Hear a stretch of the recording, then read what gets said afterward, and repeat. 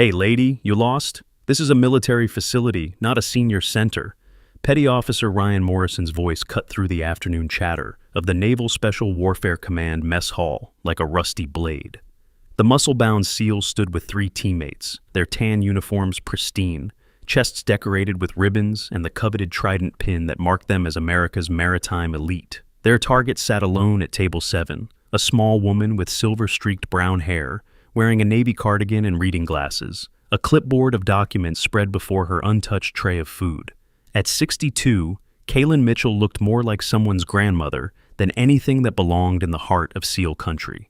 Her presence among the testosterone-fueled warriors seemed as out of place as a flower in a minefield. Morrison smirked at his buddies, feeding off their encouraging chuckles. "Ma'am, I think you wandered into the wrong building. The family waiting area is in the admin building, about half a mile that way." He pointed toward the door with the casual dismissiveness of someone who had never been wrong about anything in his life. The woman didn't look up from her paperwork. She simply reached for her coffee cup with a steady hand, took a measured sip, and continued reading. The calculated indifference in her response was like throwing gasoline on Morrison's ego. But in the next 20 minutes, everything they thought they knew about protocol, respect, and chain of command would crumble into dust. Morrison stepped closer, his 6'4" frame casting a shadow over the small table. "Ma'am, I'm going to need to see some identification. This is a restricted facility." His tone carried the authority of someone accustomed to instant compliance from both enemies and allies alike. Kaylin Mitchell finally looked up. Her hazel eyes, sharp behind wire-rimmed glasses, assessed Morrison with the clinical precision of someone evaluating a specimen. She reached into her cardigan pocket and produced a laminated badge, setting it on the table without a word. Morrison leaned forward, squinting at the credentials. The official Department of Defense seal gleamed under the fluorescent lights, but the title beneath it made his confident smirk falter slightly. "Psychological Evaluation, Contractor," he read aloud, his voice losing some of its swagger. Petty Officer Jake Williams, Morrison's right-hand man, laughed nervously from behind his leader's shoulder. "Holy cow, Tank! Looks like somebody called in the head doctor." His attempt at humor fell flat in the suddenly tense atmosphere. The mess hall, which normally buzzed with the conversations of 60-plus personnel during the lunch rush, began to develop pockets of unusual quiet. Sailors at nearby tables started glancing over, sensing the shift in dynamics. This wasn't just another case of military bravado. Something was different about this encounter. Petty Officer Alex Rodriguez, the team's communications specialist, moved to flank Kaylin's other side. His technical mind immediately focused on the operational implications. "Ma'am, what exactly are you evaluating here?" His question carried an edge of suspicion that had kept him alive through 3 combat deployments. Kaylin's response was to lift her clipboard slightly, revealing a thick stack of official documents bearing multiple classification stamps. The papers were angled just enough that the SEALs could see official letterhead and redacted sections, but not enough to read specific content. Her movements were economical, professional, and entirely too calm for someone being intimidated by 4 of America's most elite warriors. Petty Officer Danny Murphy, the youngest of the group at 26, shifted uncomfortably. "Tank, maybe we should just let the lady do her job," he suggested, his voice betraying the first hints of uncertainty. Morrison's jaw tightened. He'd built his reputation on decisive action and unwavering confidence. Backing down now, in front of his team and half the mess hall, wasn't an option. "Ma'am, I don't care what that badge says. You're in our house now, and I need to understand what you're doing here." The intervention came from an unexpected source. Seaman Lopez, working the serving line, had been watching the confrontation develop with growing unease. At 19, he still possessed the idealistic notions about military honor that hadn't yet been worn down by the realities of institutional politics. Something about the way the woman held herself, the deliberate precision of her movements, reminded him of his drill instructors back in basic training. If this kind of disrespect toward our elders makes your blood boil, hit that like button and subscribe to Warrior Stories. Military heroes deserve better treatment than this. Lopez caught the eye of Petty Officer Second Class Martinez, a more experienced sailor who had been observing from across the room. Martinez had 22 years of service under his belt and had developed an instinct for recognizing trouble before it escalated beyond control. He'd noticed the woman's posture the moment she'd entered the facility, the way she'd surveyed the room with tactical awareness before selecting her seat. The contractor's position at table 7 wasn't random. It provided clear sightlines to all entrances, positioned her back to a solid wall, and offered multiple egress routes. These weren't the choices of a confused civilian who'd wandered into the wrong building. This was someone with serious training making deliberate tactical decisions. Master Chief Kellaway, stationed near the coffee counter, had been conducting his own quiet observation. At 48, he'd reached his position through a combination of technical expertise, leadership ability, and an almost supernatural capacity for reading people and situations. The interaction between Morrison's team and the contractor was setting off every alarm bell in his experienced mind. The woman's credentials looked legitimate, but more importantly, her behavior patterns matched those of someone operating under official authority. The way she'd positioned her documents, the deliberate revelation of her ID, even her choice to remain seated, despite Morrison's obvious intimidation attempts, all suggested someone who knew exactly where she stood in the chain of command. Morrison leaned forward, placing his hands flat on the table in a clear invasion of personal space. "Look, lady, I don't know what kind of evaluation you think you're conducting, but this is Team 6 territory. We don't answer to civilian contractors, especially ones who show up unannounced and start taking notes." Williams stepped closer, emboldened by his leader's aggressive stance. "Maybe you should pack up your little clipboard and find somewhere else to conduct your business," he added, his voice carrying an implied threat. For the first time since the confrontation began, Kaylin Mitchell's expression shifted slightly. A small smile played at the corners of her mouth, the kind of expression worn by someone who'd just been dealt a winning hand, but wasn't ready to reveal it yet. She set down her pen with deliberate precision, the small click audible in the relative quiet that had settled over their section of the mess hall. "Gentlemen," she said, her voice carrying a quiet authority that seemed to command attention despite its soft volume, "I appreciate your concern for operational security. It demonstrates the kind of vigilance that's essential for effective special operations." Her words carried a subtle acknowledgement of their elite status, but there was something else beneath the diplomatic language. Rodriguez, whose job required him to analyze communication patterns and extract meaning from encrypted transmissions, caught the undertone immediately. This wasn't the nervous deference of a civilian trying to avoid conflict. This was someone speaking from a position of confidence. "Ma'am," Morrison pressed, his patience wearing thin, "I'm going to need you to explain exactly what authority you're operating under and who authorized your presence in this facility."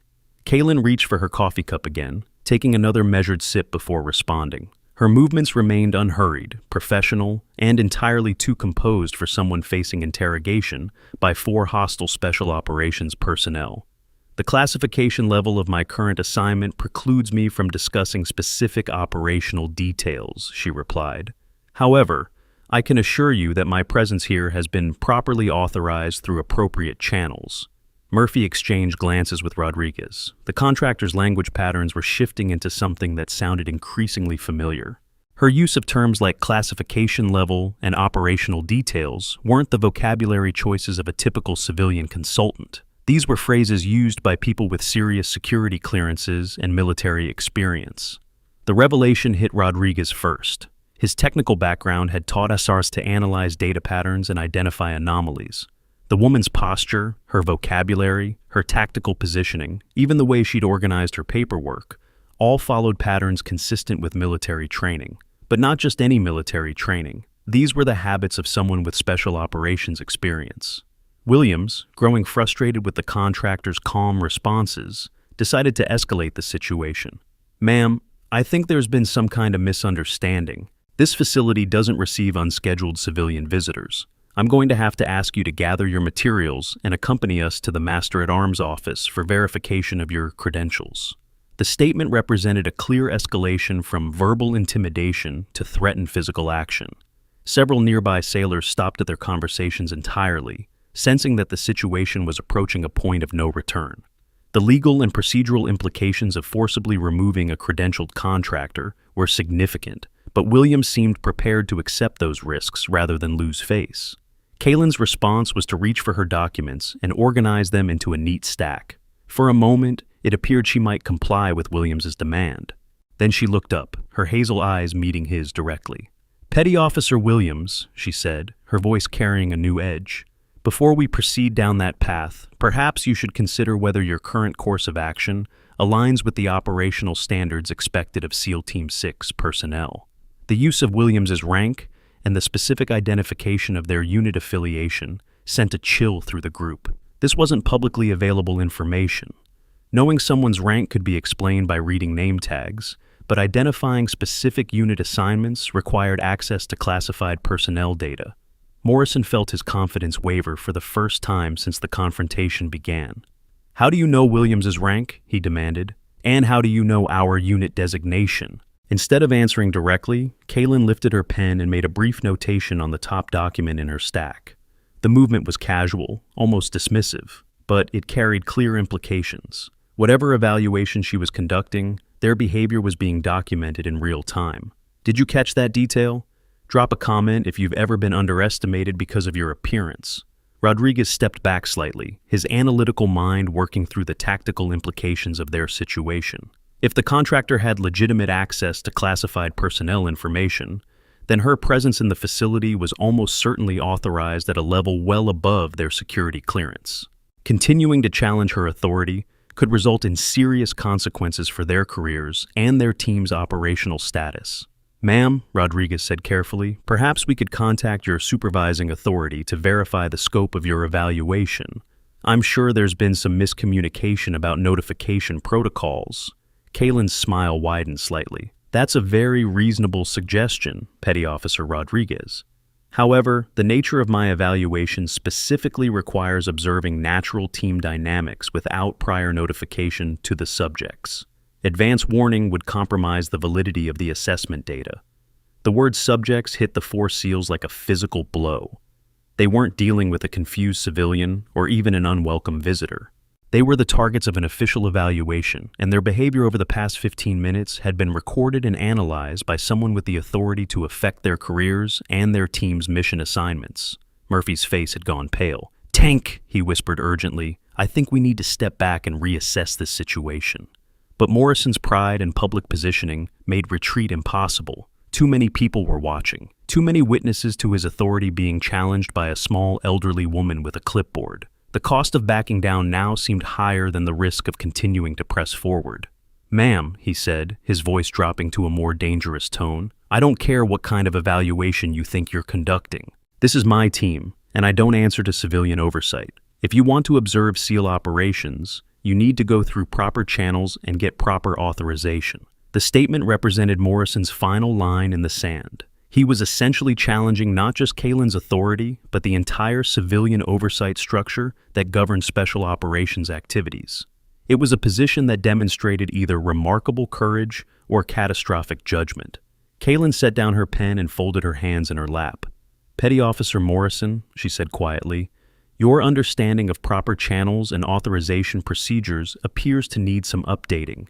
Perhaps this conversation would benefit from the presence of your commanding officer." The suggestion carried the weight of an ultimatum. Either Morrison could de-escalate the situation voluntarily, or she would escalate it through official channels that would almost certainly result in consequences for his team. Williams moved closer to Morrison's shoulder. "Tank, maybe she's right. Maybe we should get the Master Chief involved before this goes any further."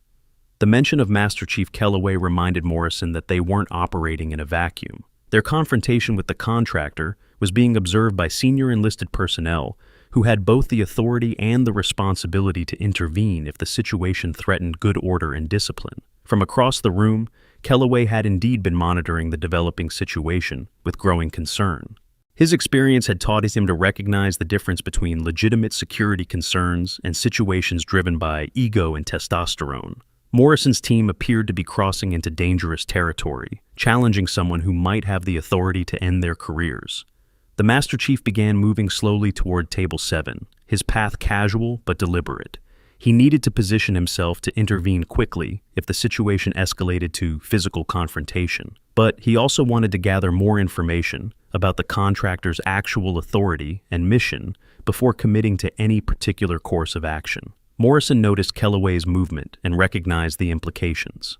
The presence of senior enlisted oversight would force him to justify his actions through official channels rather than relying on personal authority and intimidation. It was exactly the kind of scrutiny he wanted to avoid.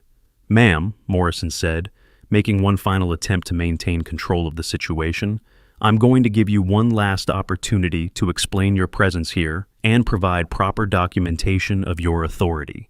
If you can't do that, then you're going to have to leave the premises." Kaylin reached for her document stack and lifted the top page slightly, revealing enough of the content to show multiple official seals and classification markings.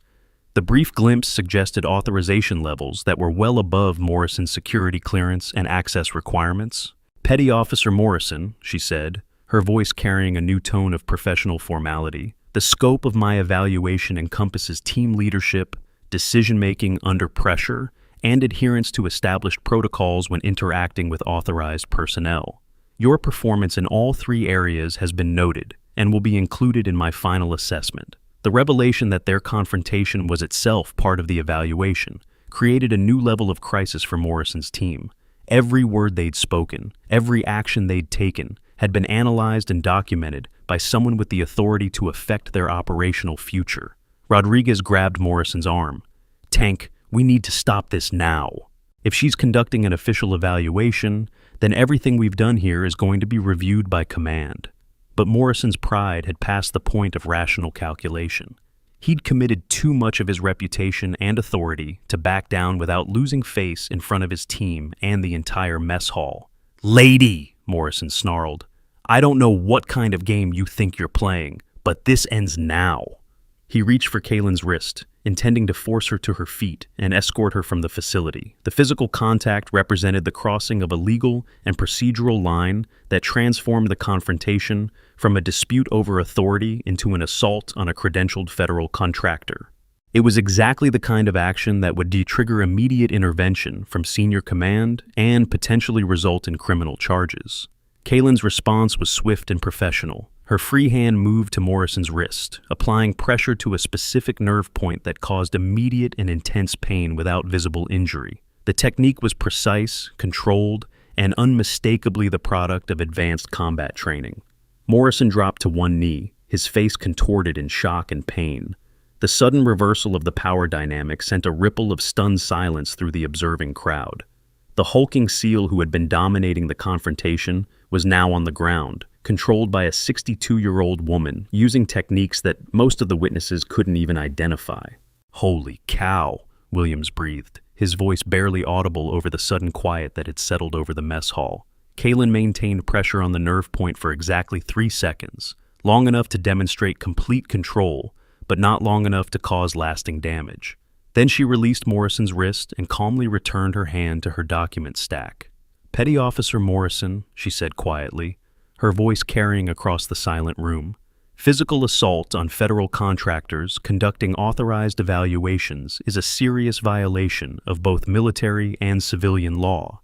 I trust this was simply an error in judgment rather than deliberate criminal behavior." Morrison struggled back to his feet, his face flushed with pain and humiliation. The technique she'd used had been fast, precise, and completely invisible to most observers. Anyone watching from a distance would have seen him suddenly drop to his knees without any clear understanding of why. "Ma'am," Rodriguez said quickly, stepping between Morrison and Kaylin, I apologize for my teammates' actions. We clearly misunderstood the nature of your presence here." Kaylin made another notation on her evaluation form. The gesture was subtle but unmistakable. Morrison's assault and Rodriguez's attempt at damage control were both being documented for official review. The confrontation had reached a tipping point where senior intervention was not just likely, but inevitable. Master Chief Kellaway accelerated his approach to Table 7, recognizing that the situation had moved beyond the scope of peer correction and into the realm of official disciplinary action. From the serving line, Seaman Lopez watched the developing crisis with growing alarm. His instincts told him that the 4 SEALs had made a catastrophic error in judgment, challenging someone who possessed both the authority and the capability to destroy their careers. The woman's combat technique had been professional, measured, and entirely too sophisticated for a civilian contractor without serious military background. The precision of her nerve point application suggested special operations training at the highest levels. Williams and Murphy exchanged panicked glances. The realization that they had been party to the assault of a federal contractor was beginning to sink in, along with the potential consequences for their careers and their team's operational status. "Ma'am," Williams said desperately, "I think there's been a serious misunderstanding here. Perhaps we could start over and approach this situation more appropriately. Kaylin looked up from her paperwork, her expression neutral, but her eyes carrying a new edge of professional assessment. Petty Officer Williams, the purpose of this evaluation is to observe authentic behavior patterns under stress. Starting over would compromise the validity of the assessment data. The statement confirmed their worst fears. The entire confrontation had been an evaluation exercise, and their performance had been an unmitigated disaster. Every moment of disrespect, every escalation of aggression, every failure to follow proper protocols had been documented by someone with direct access to their command structure. Murphy stepped forward, his voice barely above a whisper. "Ma'am, what exactly will be included in your evaluation report?" Kaylin's smile returned, but it was no longer the expression of someone holding back information. It was the look of someone who had gathered all the data required and was preparing to render judgment. "Petty Officer Murphy," she said, her voice carrying across the silent mess hall, "evaluation reports are submitted directly to operational commanders for review and action. The specific content and recommendations are classified above your current access level. The implications hit all 4 SEALs simultaneously. Their behavior during the confrontation would be reviewed by officers with the authority to affect their security clearances, their operational assignments, and their continued service with SEAL Team 6. Morrison, still nursing his injured wrist, made one final desperate attempt to salvage the situation. "Ma'am, perhaps we could discuss this privately and reach some kind of understanding about the events here today." The suggestion bordered on attempting to influence a federal evaluation through unofficial channels, another serious violation that could result in additional criminal charges. Kaylin's expression hardened as she recognized the implications of Morrison's proposal. "Petty Officer Morrison," she said, her voice now carrying unmistakable authority, "any attempt to influence or interfere with official evaluation procedures constitutes obstruction of federal oversight activities. I strongly advise you to limit your further comments to those directly relevant to operational matters." The warning was clear and final. Any additional attempts to challenge her authority or influence her evaluation would result in additional charges that could end their military careers entirely. Rodriguez, recognizing that the situation had moved beyond salvage, made the decision to cut losses and attempt damage control. "Ma'am, we apologize for any inconvenience our actions may have caused. We'll return to our duties and allow you to complete your evaluation without further interference." It was a complete surrender, an acknowledgement that Kaylin possessed the authority they had been challenging and that their resistance had been both futile and professionally destructive. Kaylin made a final notation on her evaluation form, her pen strokes deliberate and final. "Gentlemen," she said, her voice carrying the quiet confidence of someone who had just completed a successful mission, "thank you for your cooperation. Your natural responses have provided valuable data for my assessment." The dismissal was polite but unmistakable. The evaluation was complete, and their participation was no longer required. 4 of America's most elite warriors had been professionally and definitively outmaneuvered by a small woman with silver hair and a clipboard. Master Chief Kellaway reached Table 7 just as the 4 SEALs began to disperse, their movements awkward and uncertain. The dynamics of the confrontation had shifted so dramatically that they were no longer sure of their status or their appropriate response to the situation. "Ma'am," Kellaway said, his voice respectful but cautious, "I'm Master Chief Kellaway. I apologize if there have been any procedural irregularities regarding your visit to our facility." Kaylin looked up at the senior enlisted man, her assessment extending to include his professional demeanor and approach to the situation. "Master Chief," she replied, "your concern for proper protocols is noted and appreciated. However, my evaluation specifically required observing unmodified behavioral patterns, so prior notification would have compromised the validity of the assessment data." Kellaway nodded, his experienced mind working through the implications of her statement. An evaluation that required observing natural behavior meant that command structure above his level had authorized surveillance of his personnel without his knowledge. That suggested serious concerns about operational readiness or team performance. "Ma'am, if I may ask," Kellaway said carefully, "will your evaluation include recommendations regarding facility procedures or personnel management protocols?" The question reflected his professional concern for his responsibility as senior enlisted advisor. If the contractor's evaluation identified systematic problems with his oversight or management, The consequences could extend beyond the Four Seals to include his own career and reputation. Kaylin gathered her documents into a neat stack, her movements signaling the conclusion of her immediate evaluation activities. "Master Chief," she said, "evaluation reports are submitted directly to operational commanders for review and distribution. The specific scope and recommendations will be determined by command authority above facility level." The response confirmed Kellaway's suspicions about the evaluation's high-level authorization and significant potential consequences. Someone with serious authority had ordered assessment of SEAL Team 6 performance, and the results would be reviewed at levels where career-ending decisions were made routinely. The mess hall remained unusually quiet, with most personnel aware that they had witnessed something significant but uncertain about the appropriate response. The confrontation between the contractor and Morrison's team had been resolved, but the implications were still unfolding. From their positions near the serving line, several junior sailors watched as the Four Seals slowly made their way toward the exit. The body language of America's maritime elite had been transformed from confident swagger to uncertain retreat in the space of 20 minutes. Seaman Lopez, who had observed the entire confrontation, found himself reassessing everything he thought he understood about military hierarchy and authority. The small woman with the clipboard had demonstrated capabilities that challenged conventional understanding of civilian contractor roles and responsibilities.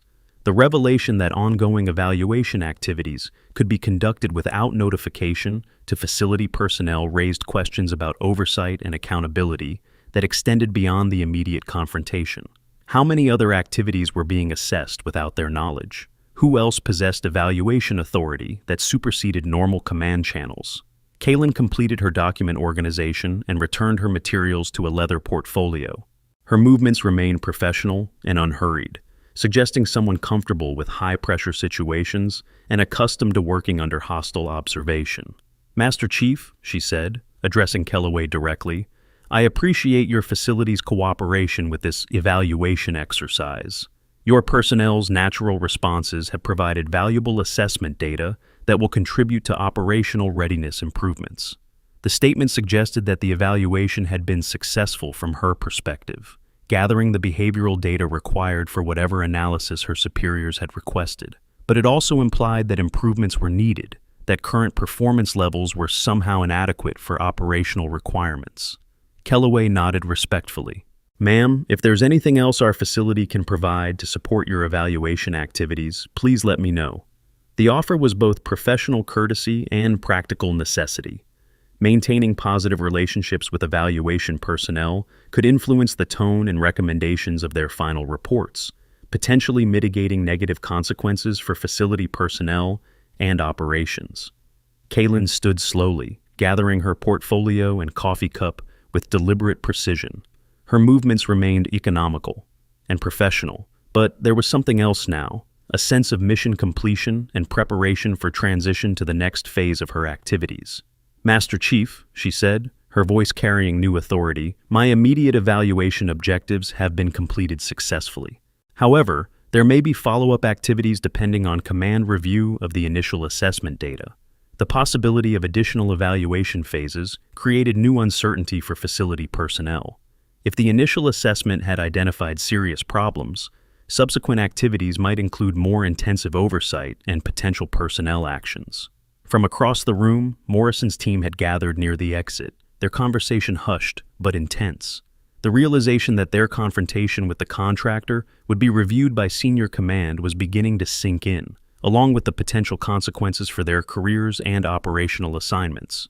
Rodriguez was conducting damage assessment, trying to determine the scope of their exposure and potential mitigation strategies.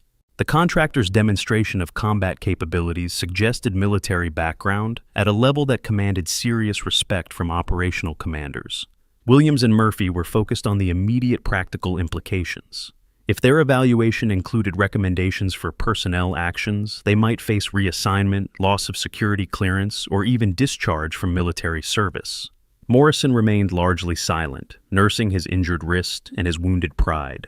The physical demonstration of the contractor's capabilities had been a humbling experience that challenged his fundamental assumptions about civilian authority and special operations hierarchy. The four SEALs finally departed the mess hall, their exit marking the end of the immediate confrontation, but not the resolution of its consequences. Their evaluation data would be analyzed, reported, and reviewed by officers with the authority to determine their professional futures. Kaylin remained at Table 7, completing final documentation and preparing for departure. Her evaluation activities appeared to be concluding, but the implications of her assessment would continue to unfold through official channels for days or weeks to come. The mess hall began to return to normal activity levels, but the undercurrent of tension and uncertainty remained. Personnel who had witnessed the confrontation understood that they had observed something significant, a demonstration of authority and capability that challenged conventional understanding of military hierarchy. Speaking of financial security, active duty personnel often overlook comprehensive life insurance options. SGLI provides basic coverage, but civilian contractors like Kaylin need robust private policies for their specialized high-risk consulting work. Master Chief Kellaway remained near Table 7, his presence both protective and supervisory. His experience had taught him to recognize situations with potential for broader implications, and the contractor's evaluation clearly fell into that category. "Ma'am," he said carefully, "will there be notification procedures for follow-up evaluation activities? I want to ensure proper facility support and coordination." Kaylin's response was measured and professional. "Master Chief, notification protocols will be determined by operational commanders based on assessment findings and command priorities. Facility leadership will receive appropriate briefings through established channels." The response suggested that decision-making authority resided well above facility level, that the evaluation was part of larger operational assessment activities that extended beyond local command responsibility. As Kaylin prepared to depart Table 7, her movements attracted attention from personnel throughout the mess hall. The small woman who had professionally neutralized 4 elite SEALs was preparing to leave, taking with her evaluation data that could reshape careers and operational assignments. Her portfolio contained documentation that would influence decisions made at levels where individual personnel were statistics rather than people, where operational readiness took precedence over personal considerations or unit loyalty. The confrontation that had begun with casual disrespect and escalated to physical assault had revealed capabilities and authority that existed outside conventional military hierarchy. The contractor possessed both the training to defend herself against special operations personnel and the official authority to evaluate their performance and recommend consequences. As she stood to leave, Kaylin's final glance around the mess hall was that of someone completing a successful intelligence-gathering operation. She had obtained the behavioral data required, documented performance failures, and identified areas requiring command attention and possible intervention. The evaluation exercise had been designed to test Team 6 performance under stress, and the results had clearly fallen short of acceptable standards. Their failure to recognize legitimate authority, their resort to intimidation and physical force, and their inability to adapt when confronted with superior capability all pointed to serious deficiencies in leadership and judgment. But as Kaylin gathered her materials and prepared to deliver her assessment to command authority, none of the facility personnel could have imagined the true scope of her background and the devastating implications of their failures. The quiet woman with silver hair and a clipboard was about to reveal capabilities and authority that would transform their understanding of civilian oversight and special operations hierarchy. The real revelation was yet to come. Kaylin Mitchell gathered her leather portfolio and stood with deliberate precision, her movements signaling the completion of her immediate evaluation objectives. The mess hall maintained its unusual quiet, personnel throughout the facility still processing the implications of what they had witnessed. 4 elite SEAL Team 6 operatives had been professionally neutralized by a 62-year-old contractor who appeared to possess capabilities far beyond her official designation.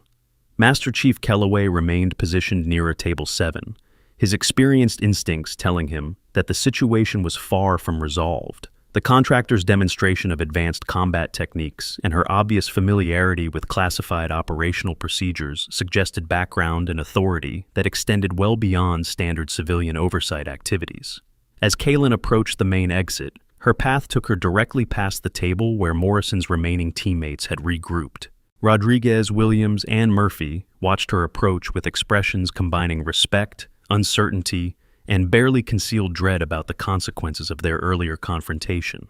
"Ma'am," Rodriguez said quietly as she passed, his voice carrying genuine contrition. "We apologize for any misunderstanding regarding your evaluation activities." Kaylin paused, her hazel eyes assessing the three SEALs with clinical precision. "Petty Officer Rodriguez," she replied, her tone professional but not unkind. "Authentic behavioral responses under stress provide the most valuable assessment data. Your team's natural reactions have been thoroughly documented." The statement carried dual implications. Their apology was noted and appreciated, but their earlier behavior had already been recorded and would be included in whatever evaluation report reached their commanding officers. Williams shifted uncomfortably in his seat. "Ma'am, if I may ask, how extensive will the evaluation report be regarding today's activities?" The question reflected the team's growing awareness that their careers might hang in the balance based on 20 minutes of poor judgment and escalating aggression towards someone they had fundamentally misjudged. Kaylin's response was measured and professional. "Petty Officer Williams, evaluation reports include comprehensive behavioral analysis, decision-making assessment, and recommendations for operational readiness improvement. The specific scope and detail level are determined by command requirements and classification protocols." Murphy leaned forward slightly. "Ma'am, will there be opportunities for our team to provide context or clarification regarding the events here today?" It was a desperate question, reflecting hope that somehow they might mitigate the damage through additional explanation or demonstration of their actual capabilities under normal circumstances. Kaylin's expression remained neutral. "Petty Officer Murphy, evaluation protocols include comprehensive analysis of all relevant factors. Command review will consider operational context, stress variables, and establish performance benchmarks in reaching final assessments." The response was diplomatically non-committal, but offered no real reassurance. Their fate would be determined by officers who reviewed evaluation data without personal knowledge of their individual circumstances or previous performance history.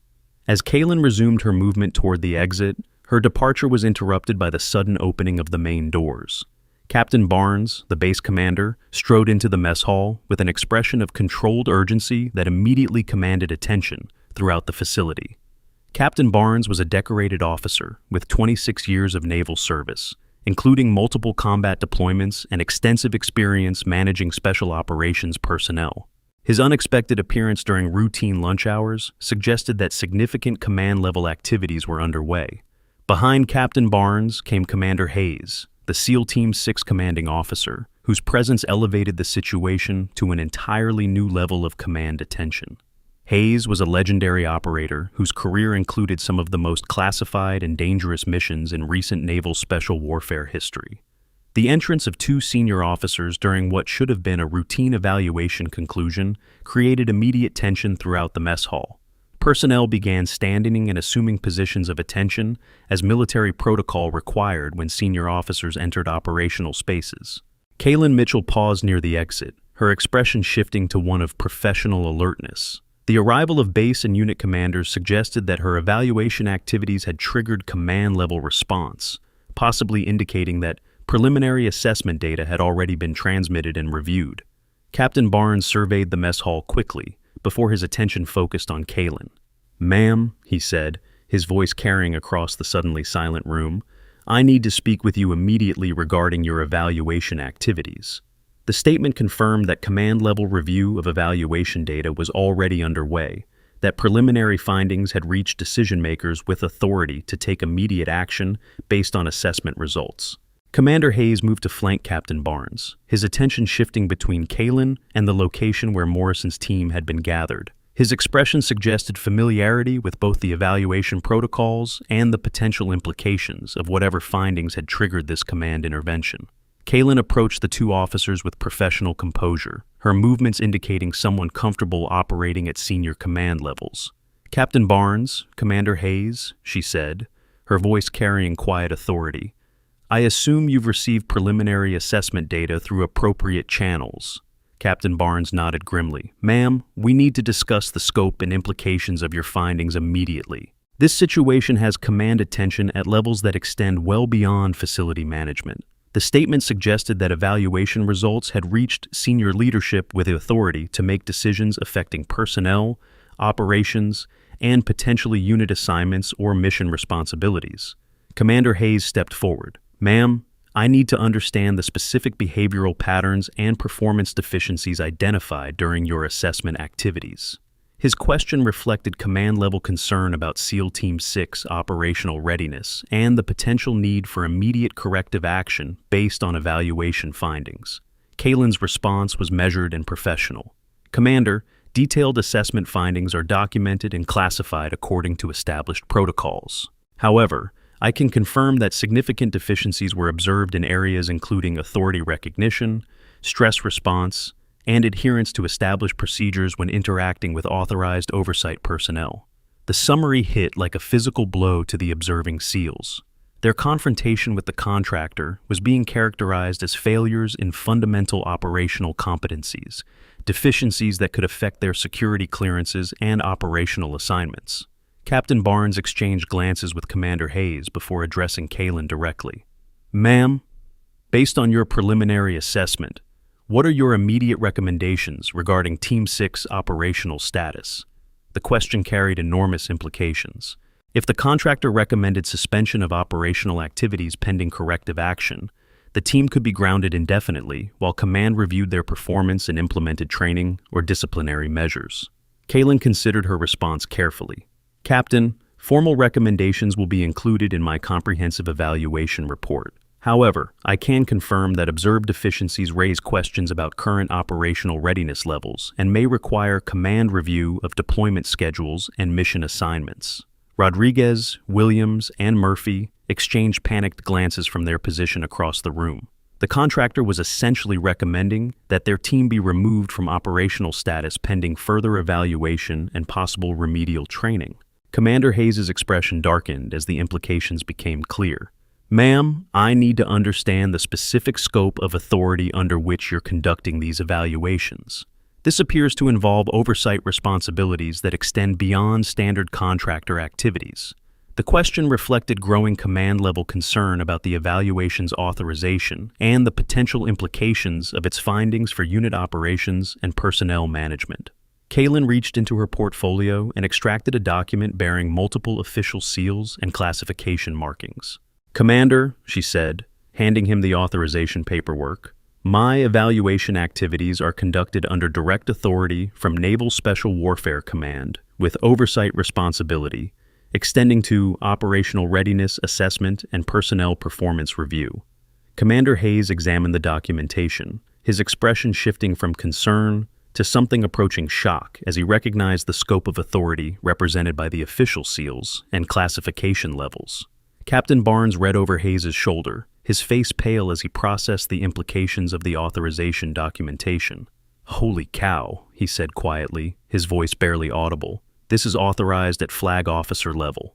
The revelation that Kalen's evaluation activities had been authorized by admiral-level authority transformed the entire situation. This wasn't routine contractor oversight or standard performance assessment. This was high-level command evaluation of special operations readiness with potential implications for unit structure and mission capabilities. Master Chief Kellaway, who had been observing from a respectful distance, stepped forward.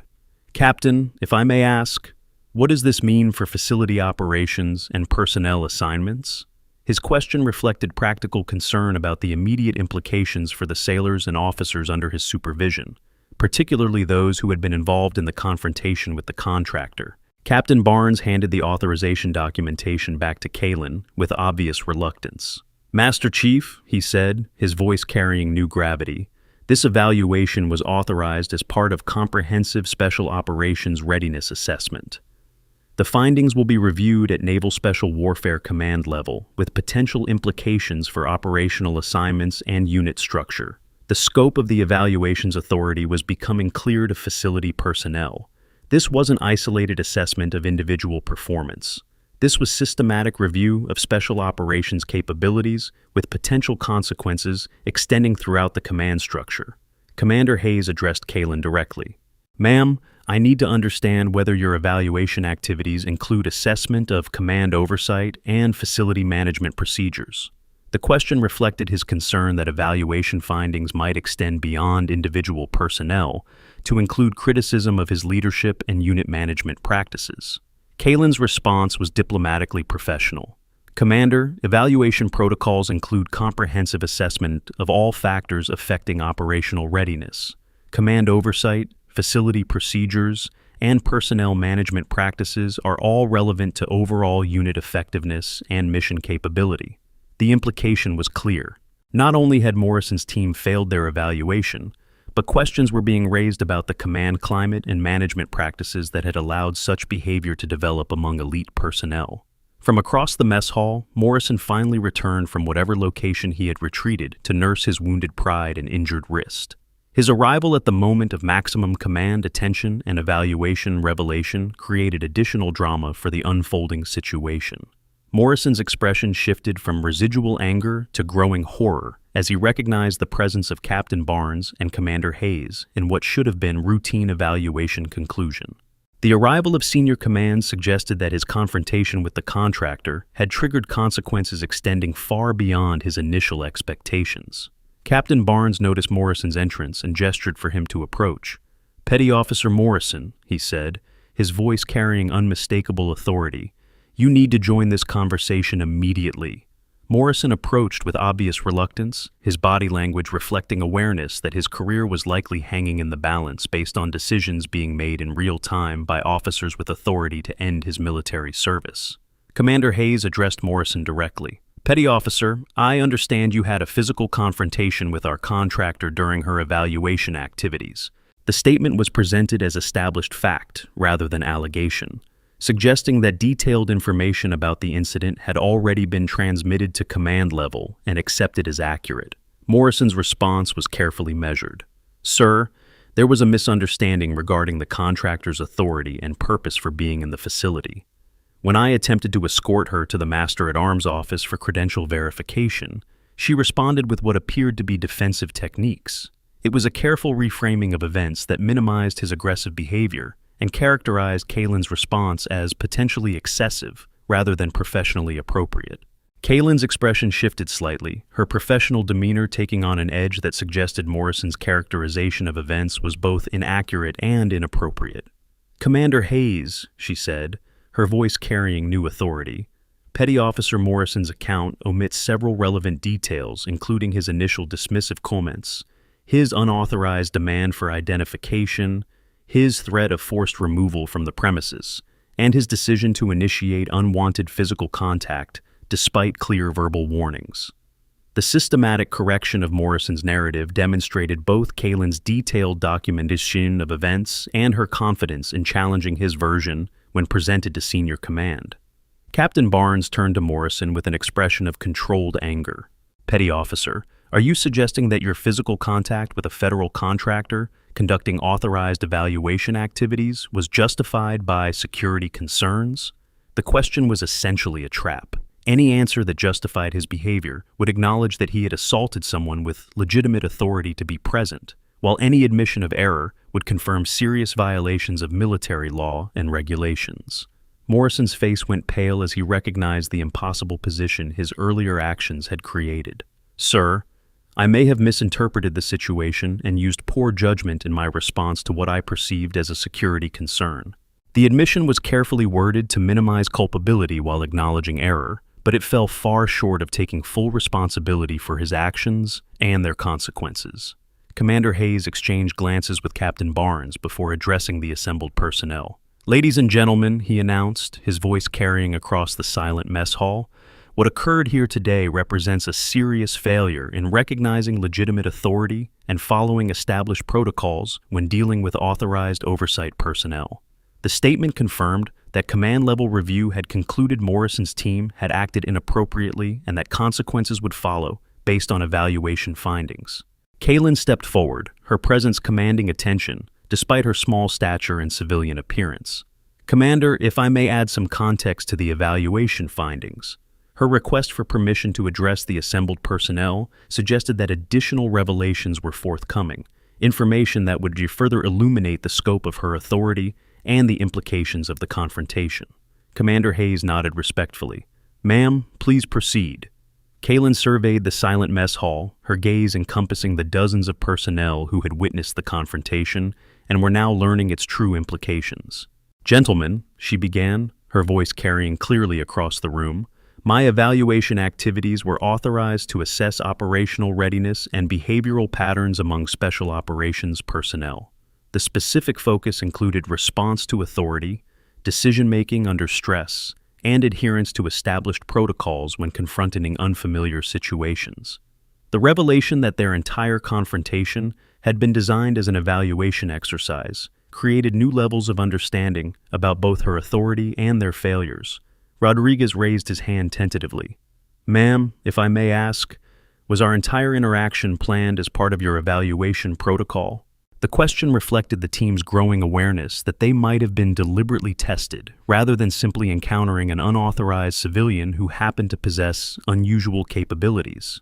Kaylin's response was measured and professional. "Petty Officer Rodriguez, evaluation protocols require observing authentic behavioral responses to challenging situations. However, the specific nature and escalation of today's events exceeded anticipated parameters and provided more comprehensive assessment data than originally planned." The implication was that while some level of confrontation had been expected, Morrison's team had exceeded even worst-case scenarios in their failure to handle the situation appropriately. Commander Hayes stepped forward. "Ma'am, I believe facility personnel would benefit from understanding the full scope of your background and authority. This situation has clearly revealed gaps in our training regarding interaction with oversight personnel." The suggestion that Kaylin should reveal her complete background created immediate tension throughout the mess hall. Personnel who had witnessed her combat demonstration and professional handling of the confrontation were clearly aware that significant revelations were forthcoming. Kaylin considered the request carefully before responding. "Commander, in the interest of educational value and operational improvement, I'm authorized to provide limited background information relevant to today's evaluation activities." The permission to reveal previously classified information suggested that command-level decisions had been made to use this incident as a teaching moment for broader facility personnel. Captain Barnes addressed the assembled sailors and officers. "Ladies and gentlemen, you are about to receive information that will help you understand both the scope of today's evaluation and the serious implications of the behavior you witnessed." The introduction created expectant silence throughout the mess hall as personnel prepared to learn information that would explain the dramatic events they had observed. Kaylin moved to a position where her voice would carry clearly throughout the room. "Gentlemen," she said, her tone shifting to one of unmistakable authority, "my name is Kaylin Mitchell. I served 22 years in the United States Navy, retiring with the rank of Master Chief Petty Officer. My final assignment was as senior instructor at the Naval Special Warfare Training Center, where I was responsible for designing and implementing the current curriculum used in SEAL training programs." The revelation hit the assembled personnel like a physical blow.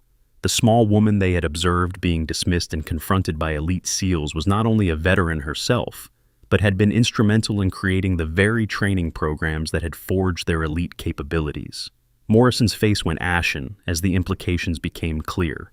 He had not only assaulted a federal contractor, he had physically attacked someone who had been responsible for training the instructors who had trained him. Commander Hayes stepped forward, his expression shifting from professional concern to something approaching recognition. He studied Kaylin's face with growing intensity, as if pieces of a long-forgotten puzzle were suddenly falling into place. "Ma'am," he said slowly, his voice carrying a new note of respect, "before we proceed, I need to ask, are you Master Chief Kaylin Mitchell, call sign Phoenix, former senior instructor at Naval Special Warfare Training Center?" The question hung in the air like a live grenade. Kaylin's slight nod was all the confirmation Hayes needed. Commander Hayes took a step back, came to rigid attention, and rendered the sharpest, most respectful salute the mess hall had ever witnessed. His hand snapped to his brow with parade ground precision. His heels clicked together audibly, and his entire bearing transformed into that of a junior officer showing profound respect to a legendary senior. "Master Chief Mitchell," he said, his voice carrying clearly across the silent mess hall, "it is an honor, ma'am. You saved my career during Hell Week, Class 237. I was ready to ring the bell on day 4 when you pulled me aside and told me that quitting was just another word for giving up on the teammates who were counting on me." The salute held for a full 5 seconds before Kaylin returned it with equal precision, her own military bearing suddenly on full display despite her civilian clothes. Commander Hayes lowered his salute, but maintained his position of attention. Ma'am, for the benefit of facility personnel, would you be willing to elaborate on your specific role in SEAL training development? These sailors need to understand exactly who they've been dealing with today. The request for additional detail now carried the weight of personal testimony from their commanding officer, confirming that significant revelations were forthcoming about Kaylin's background and authority. Kaylin nodded professionally. Commander, during my tenure as senior instructor, I was responsible for developing psychological evaluation protocols, stress response training methodologies, and behavioral assessment criteria used in candidate selection and ongoing readiness evaluation. My work included designing the scenarios and evaluation criteria currently used to assess SEAL team operational readiness. The scope of her contributions to current SEAL training and evaluation protocols was becoming clear to facility personnel. She hadn't just been an instructor, she had been instrumental in creating the very standards by which they were currently being evaluated.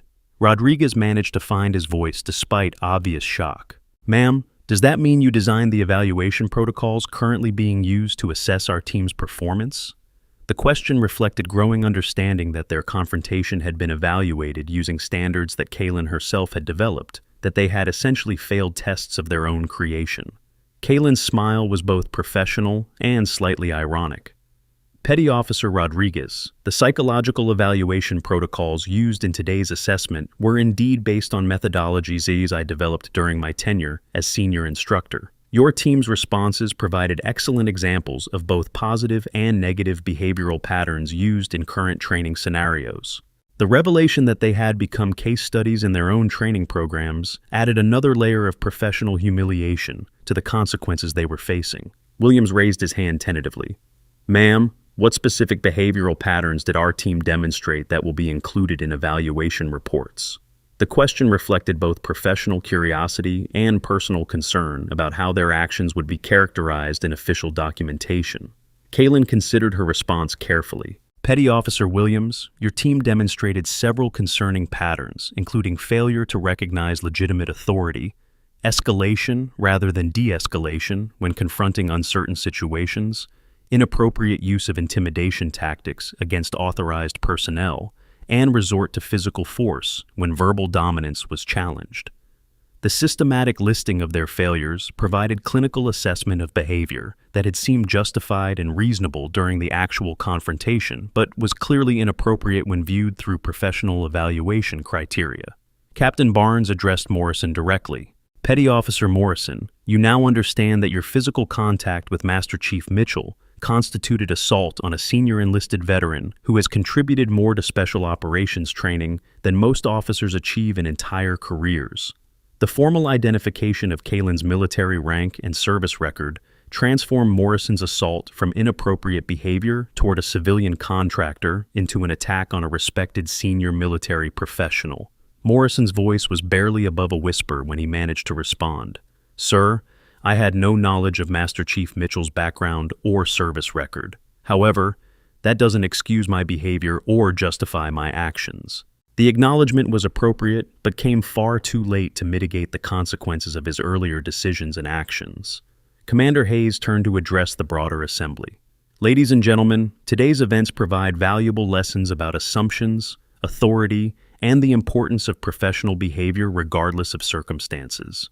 Master Chief Mitchell's evaluation will include recommendations for training improvements based on observed deficiencies. The promise of training improvements based on evaluation findings suggested that consequence would extend beyond individual personnel to include systematic changes in facility procedures and educational protocols. Professional assessment requires secure documentation. Military-grade tablets with encryption capabilities ensure classified evaluations remain protected during field operations, like Kaylin's current mission. Kaylin addressed Commander Hayes directly. Commander, my evaluation activities at this facility are essentially complete. However, based on observed deficiencies, I will be recommending comprehensive review of authority recognition training and stress response protocols for all special operations personnel. The scope of her recommendations extended far beyond Morrison's team, to include facility-wide training improvements and procedural modifications based on systemic deficiencies she had observed. Master Chief Kellaway stepped forward. Ma'am, speaking for facility leadership, we appreciate your professional assessment and welcome recommendations for operational improvement. We clearly have training gaps that need immediate attention. The acknowledgement of training deficiencies by senior enlisted leadership provided official validation of Kalen's evaluation findings and authority to recommend corrective measures. Captain Barnes addressed the assembled personnel. Ladies and gentlemen, effective immediately, all facility personnel will participate in mandatory training regarding interaction with authorized oversight personnel and recognition of legitimate authority regardless of individual appearance or civilian status. The announcement of mandatory facility-wide training based on evaluation findings confirmed that consequences would extend throughout the command structure, rather than focusing solely on Morrison's team. Kalen gathered her portfolio and prepared to conclude her facility activities. Commander Hayes, Captain Barnes, she said, her voice carrying across the silent room, I want to thank you for your cooperation with this evaluation exercise. The behavioral data collected will contribute significantly to operational readiness improvements throughout Naval Special Warfare Command. The scope of her evaluation authority was becoming clear to facility personnel. This had not been isolated assessment of local performance, but systematic data collection for command-wide improvements in training and operational procedures. Rodriguez approached Kalen with obvious respect and humility. Ma'am, on behalf of our team, I want to apologize for our failure to recognize your authority and experience.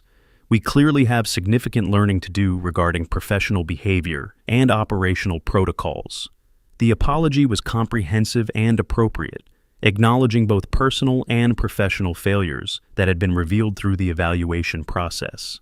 Kalen's response was gracious but professional.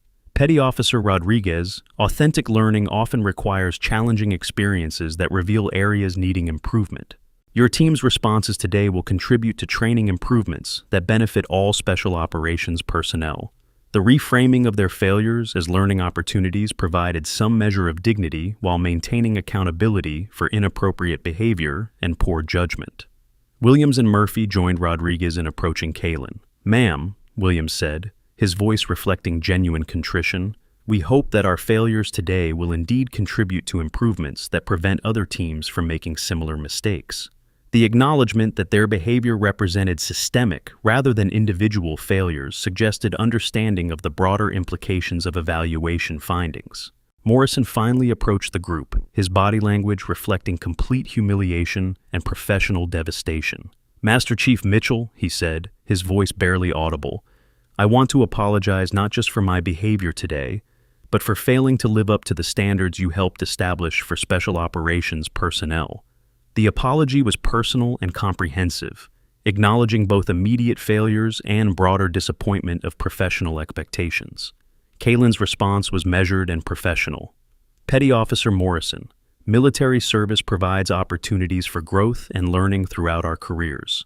Today's experience can contribute to your development as a leader and professional warrior if you choose to learn from it rather than simply regret it.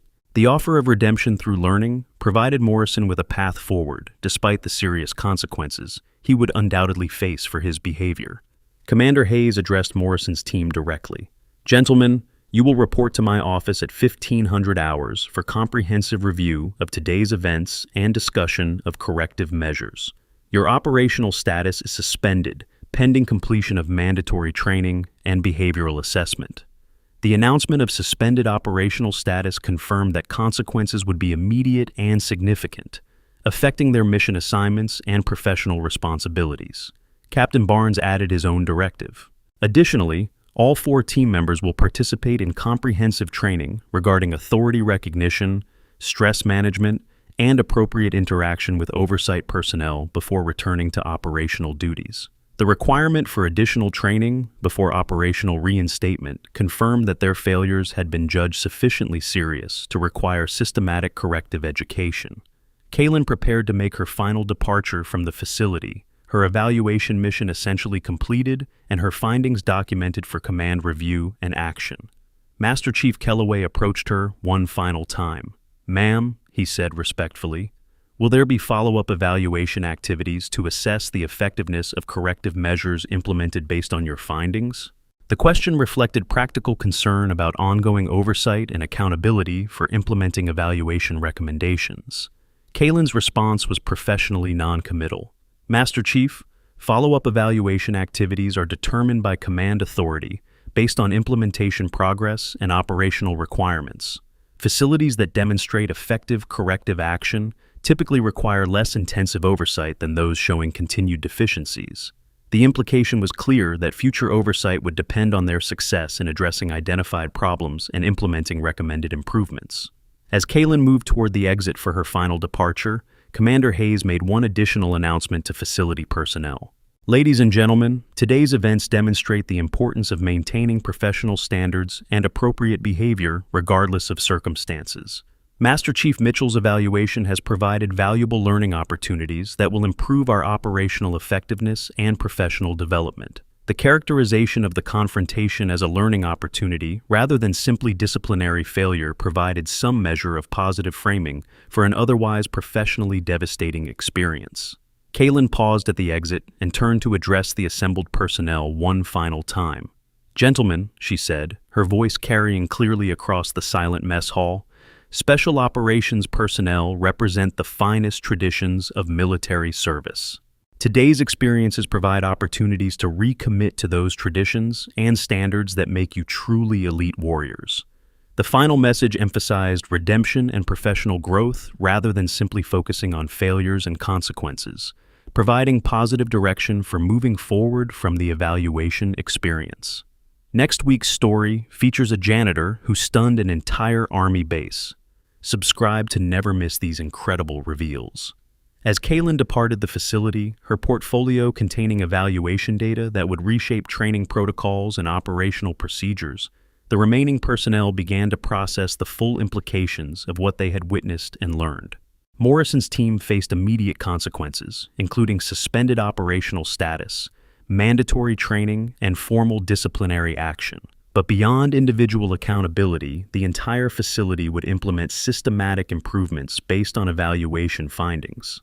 Master Chief Kellaway began developing training protocols to address authority recognition deficiencies.